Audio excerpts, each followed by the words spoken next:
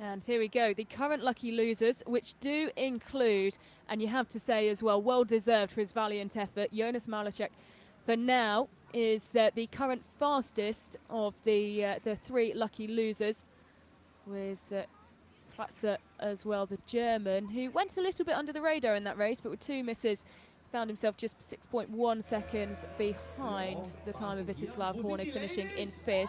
And the only athlete not coming now from heat number 3 into the lucky loser positions is Maxim Germain, who finished 4th in heat number 1.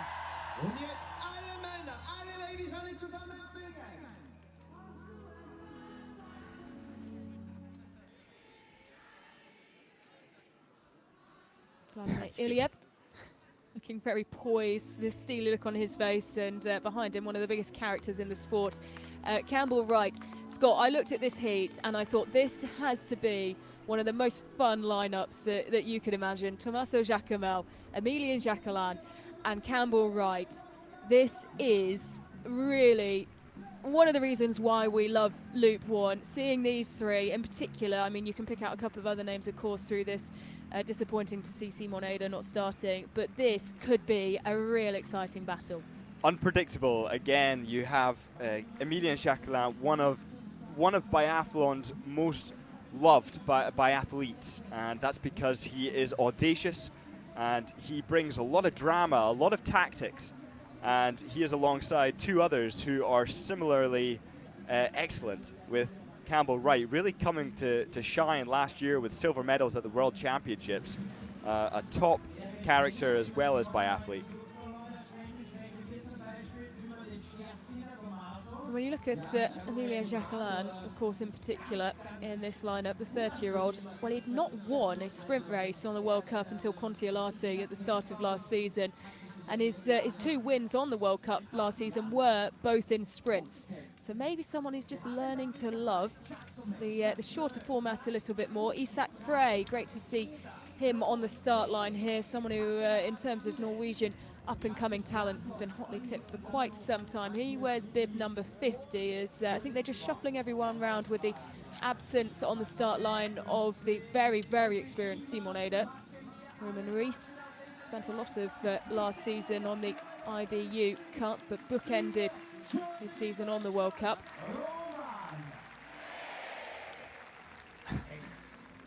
Well, 9,500 of your fans shouting your second name. That must bring with it a little bit of intimidation there. Podruchny of Ukraine, part of the Ukrainian team, who came 3rd in Nove Mesto in the relay last season. Impressive day, and well, tucked in behind our front two, Campbell Wright, under 23 Globe winner. In front of him, World Championship silver medalist now, Tommaso Giacomel. And to the side of him, two-time world champion, Emilian Jacquelin. This is a really stacked heat, full of character, full of talent. And of course, it is the final opportunity for these athletes to confirm their place in today's final, later on this afternoon. Ensuring his watch is in the right place. Emilian Jacquelin. Campbell Wright looking so relaxed, just scanning the crowd. And he is such a character. And he'll have plenty of fans in the crowd as they are over the start line in the 4th and final heat of qualifying at the Loop 1 festival here in Munich. And it is a quick start indeed for Tommaso Giacomel, who has left everyone really in his wake. He's made his intentions clear in the first 50 metres of this race. Yeah, and Emilian Jacquelin having a little stumble as he set off across the line. I think that was just a user error as such, but there are a few other obstacles to contend with. You can see the purple carpet that's been laid out at various parts of the course, and the transition from concrete to that is certainly an experience they need to get used to, practicing over the course of the days leading up to these races. So it is Tommaso Giacomel who wears 46, Emilian Jacquelin wears 47, Campbell Wright wears 48. As we follow along with the back of this pack, and Phoenix Spark of Australia, the 19-year-old who made his World Championships debut in Lenzerheide, based out of Oslo. 3 World Cup starts last season. What a stunning shot that is. Beautiful location for a thrilling day of racing, which we are flying through. This is our final heat. 3 laps of 1.8 kilometres, 2 shooting stages, first in the prone, second in the standing, and just 3 automatic places left up for grabs. And we have seen already so many of the pre-race favourites either drop out of the final, or possibility of reaching the final.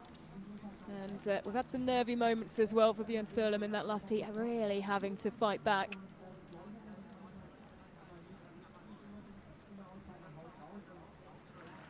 Something about the drone footage there giving the perspective of calm and relaxation, but as you can see up at the front, Giacomel is pushing the pace, and we'll get a look in here at how that compares to other heats. And to the second, it's the same as 2, 3 and now 4.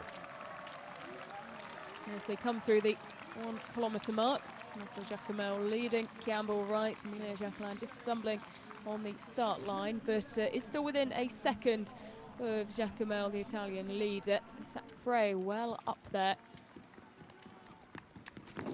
holding a good position as some of the boards there just get caught in the poles. It's interesting that Heat 1 was a full 5 seconds faster, just up to the 1 kilometre mark, than any of these other heats. As we can see, Emilia Giacomel deciding, you know what, let's have some fun. And this is it. This is why we love watching Emilia Giacomel, because he brings such a unique approach to every single race. He really wears his heart on his sleeve. Last season, watching him anchor the French relay team, the passion that he put into those battles. As they're welcomed into the main stand here, into the range. With well, this is the biggest difference that we have seen going into shooting 1 of any of the 4 heats so far. With 4.1 seconds, the difference between Giacomel and Giacomel. You can see the difference as he gets down into the prone position, just how ahead of the rest of the crowd he is. And he hits the first target, and the second, misses on the third though. Capillari also has a miss, Giacomel has a miss, Campbell Wright is slow to get started, no one as yet has gone 5 for 5, but now Isak Frey does. Florent Claude in a good position, can he make it 5 for 5? He does, alongside Campbell Wright, and so a messy first visit to the range in Heat 4 of 4 here at the Loop 1 Festival. Absolutely, and now the penalty loop getting quite congested, but Isak Frey doesn't need to worry about that as he dances over the hill through the post-shoot 1 checkpoint. Which is 22 years old, Isak Frey, the young Norwegian who has a really impressive trophy cabinet already. 4-time gold medalist at the Junior Worlds, 4-time European champion, including in the pursuit, and this year in the 20-kilometre individual. Emilia Giacomel paying a slight price for the increased intensity into the shooting range. When normally biathletes will slow down, he opted to speed up, and that will raise the heart rate, make the rifle less steady, and decrease the amount of control, but only missing 1 target and still managing to come out in pretty much in line with Isak Frey, not too far behind him.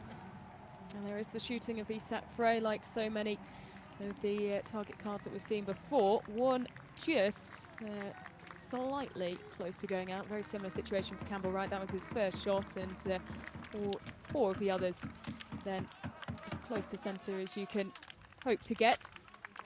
And the this overtaking is interesting. Side by side, yeah. It's really risky move, that. So tight, and it's definitely not conducive of overtaking. And just look at the barrier. There's those little legs that stick out, and it's not much, but all it takes is to clip one of those and you can take a really nasty tumble. So each one of these biathletes will be absolutely aware of that danger or that risk, and it's a small one, but it's there, and acting accordingly, not wanting to jostle too much for position in those narrow stretches. You can see there as well, can just discern the difference as they go through that section, as they will do again in the next lap. The drop off as well, there's a slight curb on the left-hand side, so the athlete's just needing to be careful of that. It's Isak Frey who leads our group of 4 up to the second time check out on the course, and that is at 2.8 kilometres. So Isak Frey, Campbell Wright, Claude and Emilien Jacquelin. Here now comes the chase pack, led by Podruchny. There is so much experience, and he'll know just to keep his cool now. Still no sign through 2.8 kilometres though of Tommaso Giacomel. We expect that he will be the next one through, but he was trailing by 36.2 seconds, and that has now dropped to 38.8 seconds.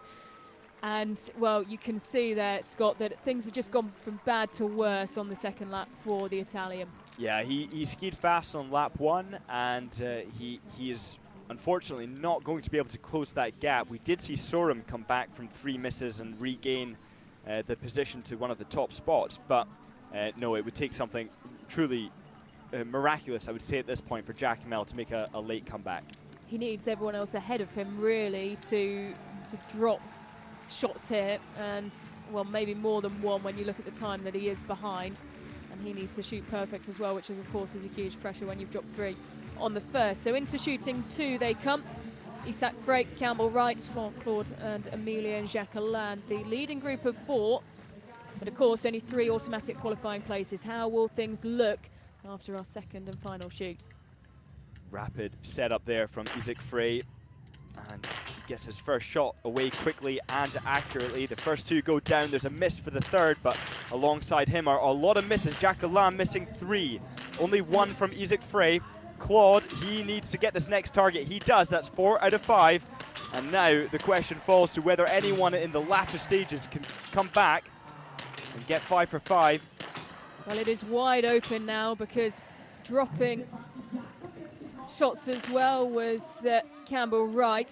Will come in perfect. Isak Frey out, and he has a significant margin as we wait to see the distance between him and Florent Claude. Is 7.8 seconds. Well,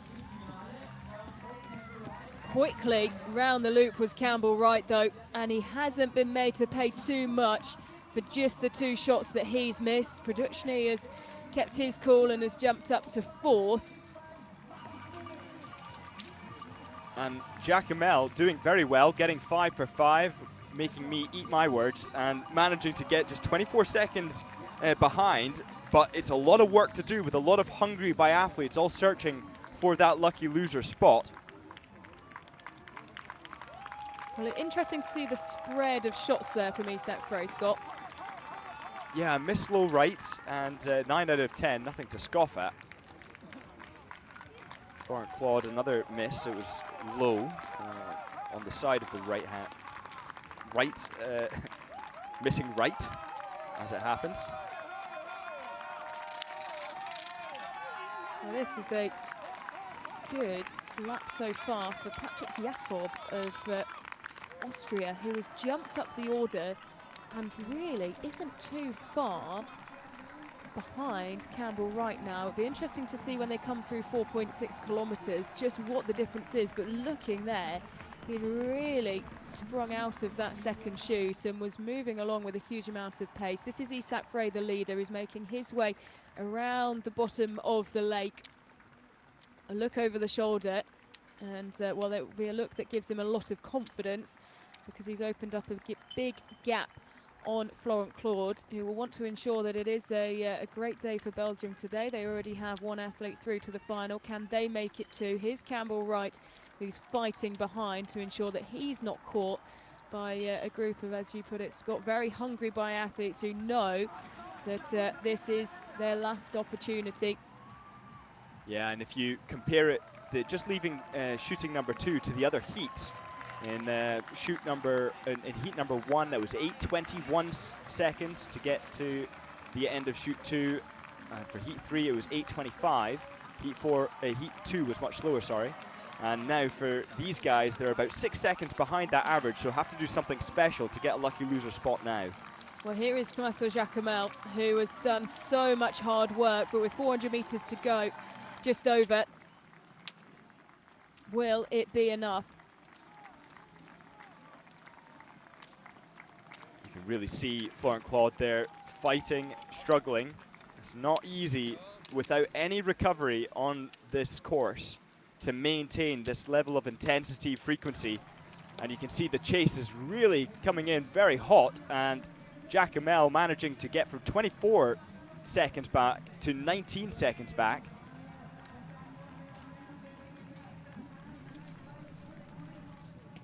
But job done, and job done very well from Isak Frey, who looked very, very comfortable and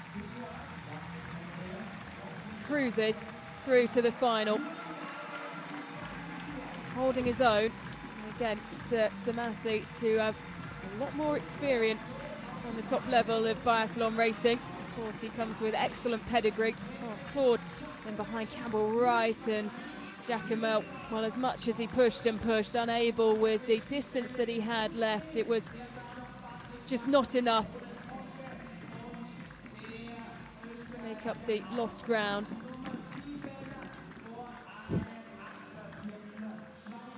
A little sprint finish from Ribley there on his own accord without any competitors, but that was a really intense comeback there from Giacomel, getting all of the targets down in the stand shooting. Finishing just 8 seconds back off the lead. I used the word miraculous earlier, and I somewhat regret that because he managed to do something quite spectacular on the last lap. And just rolling his way around the purple carpet is Emilien Jacquelin. Crosses the line with Iliev to one side.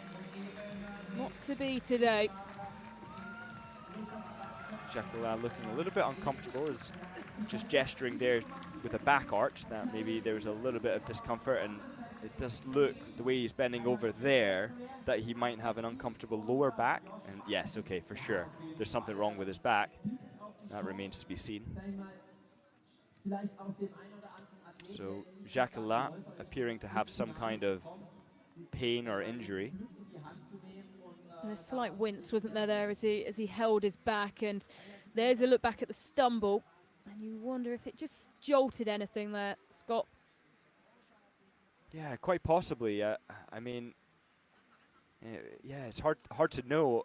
I am familiar with the back pain that after, if you enter a race having not done much by the way of intervals, you can get very sore lower back, and that is as a consequence of the rifle being heavy. But I suspect he has done a lot of intervals, and that would not be the pain that he's experiencing now.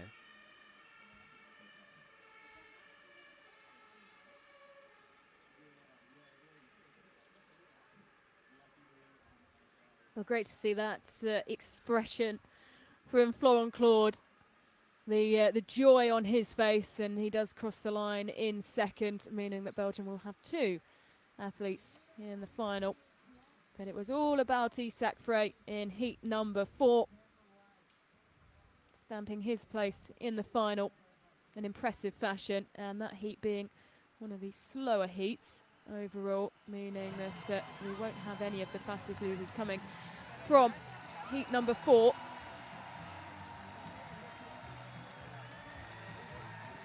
Now the atmosphere building as well as we approach the start of the women's heats. We'll bring you confirmation of course, who has made the final 15 for the inaugural Loop 1 festival.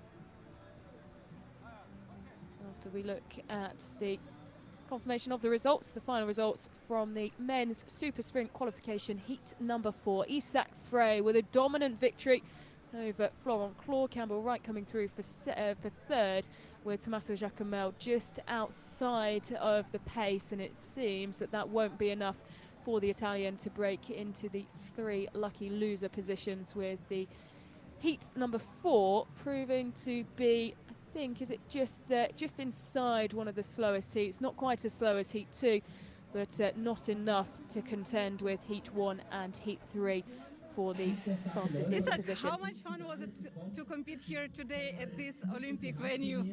Oh, it's really fun. The atmosphere is crazy here, and the shooting range in the whole arena is something different and new, and it's a really nice change.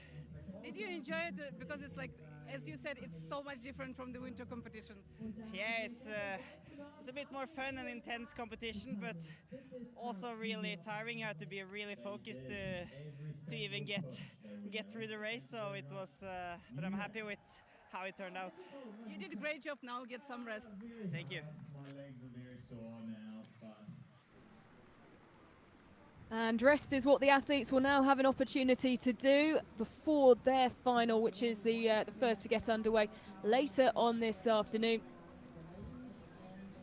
And here is the lineup for that final. The 15 athletes making their way through: Tero Seppälä, Eric Perot, Vítězslav Hornig, Isak, Frey, of course, who we've just heard from, who really seems to be enjoying his time out on the roller skis today. Victor Brandt kicking us off in excellent style, coming from heat number 1. The fight back from Vibjörn Sørlund. Just how much has that cost him in terms of energy? He'll, I'm sure, be straight off to recover ahead of the final later on today. Campbell, Wright, Maxime Germain, 2 Americans through to the final, which is, of course, great to see.